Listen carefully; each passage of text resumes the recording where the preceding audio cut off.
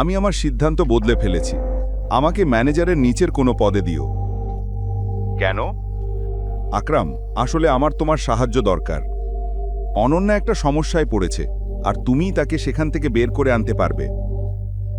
আমি চাই না অনন্যা বা তার পরিবার জানুক আমি কে।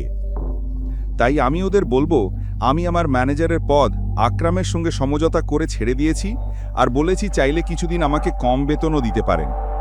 বাহ, দারুণ পরিকল্পনা। এতে তোমার কাজও হয়ে যাবে, আবার পরিচয়ও গোপন থাকবে।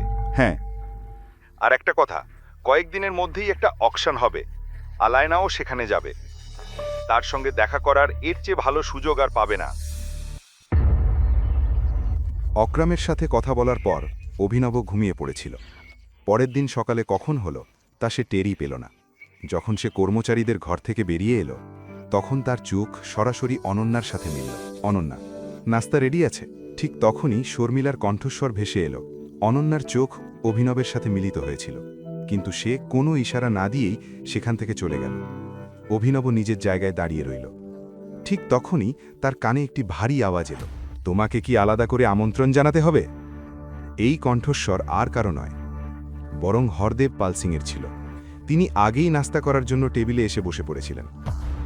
অভিনব ইতস্তত করে তার দিকে এগিয়ে গিয়ে বলল, গুড মর্নিং। আজকাল তোমার কাছে সকালটা কি একটু বেশি গুড লাগছে নাকি? এর আগে কখনো এত ভালো বিছানায় ঘুমাওনি নাকি? শর্মিলা পাউরুটিতে মাখন লাগাতে লাগাতে বললেন।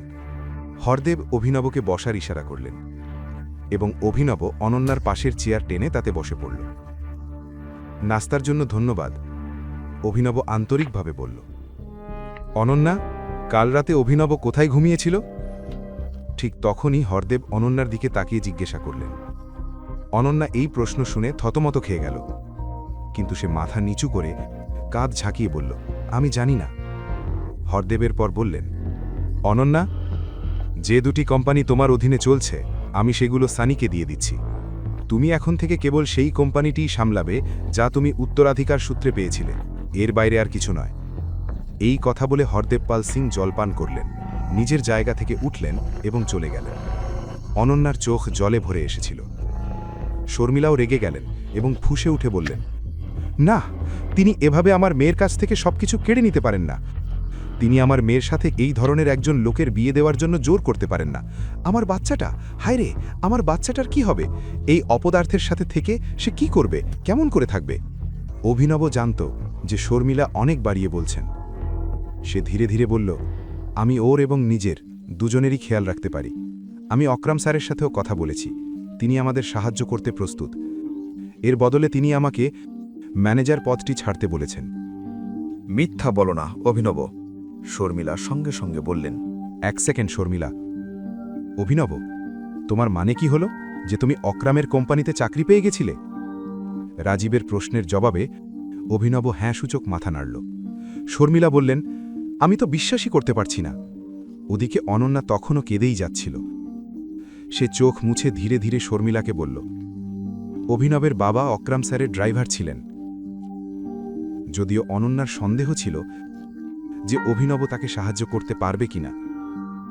এই খবর শুনে রাজীব এবং শর্মিলা অবাক হয়ে গেলেন এবং একসাথে বলে উঠলেন, অক্রামেই ছেলেটিকে চেনে, অক্রামেই ছেলেটিকে চেনে। অনন্যা হ্যাঁসূচক মাথা নাড়ল। তারা দুজনেই হাঁ করে অভিনবের দিকে তাকিয়েছিল। সে অভিনবের সাথে কোনো কথা না বলে নিজের গাড়ি নিয়ে চলে গেল। এদিকে অভিনবেরও দেরি হচ্ছিল, তাকে রিইউনিয়নের জন্য যেতে হবে। অভিনব হোটেলের দরজায় পৌঁছতেই দেখল হরিশ কামিনী নামে এক মেয়ের সাথে বাইরে বেরিয়ে আসছে। কামিনী কলেজে সেই মেয়েদের নেত্রী ছিল যারা অভিনব এবং তার মতো অন্যান্যদের হেনস্থা করত। তার চোখ অভিনবের সাথে মিলিত হতেই সে বলল, দেখো তো কে এসেছে। অভিনব। হ্যালো, অভিনব বলল। কামিনী উপর থেকে নিচ পর্যন্ত তার স্যুট দেখছিল। ঠিক তখনই হরিশ বলল, খুব ভালো স্যুট পরেছ। আমি তো ভেবেছিলাম তুমি আসবেই না, কারণ ডেলিভারিওয়ালাদের তো সময় ঠিক থাকে না। তাদের তো যে কোনো সময় ডেলিভারির জন্য ডেকে নিতে পারে, তাই না? এ কি ডেলিভারি বয়? কামিনী অবাক হয়ে বলল, তুমি জানতে না? না ইয়ার, আমি তো আমেরিকায় ছিলাম, তাই কিভাবে জানব? তো অভিনব, তুমি এখানে নিজের কাজ ফেলে রেখে এসেছ? না, আমি ডেলিভারি বয় নই, আমি একটি অফিসে কাজ করি। এই কথা শুনে হরিশ জোরে জোরে হাসতে শুরু করল এবং বলল, আরে হ্যাঁ, এ তো অনন্যা সিংকে পটিয়ে বিয়ে করেছে, তাই না? নিজের স্ত্রীর অফিসেই কাজ করছে নিশ্চয়ই। এই কথা বলতেই কামিনী আর হরিশ জোরে জোরে হাসতে লাগল। অভিনবের দুজনের চেহারা দেখেই রাগ হচ্ছিল। ওদিকে যখন অভিনবের রাগ হচ্ছিল, তখন সেই হৃষ্টপুষ্ট লোকটি হাতে সিগার নিয়ে তার সেক্রেটারির পাশে দাঁড়িয়েছিল। লোকটি জিজ্ঞাসা করল, টাইগার দেখতে কেমন? কিছু জানা গেল? আমরা সেটাই জানার চেষ্টা করছি স্যার।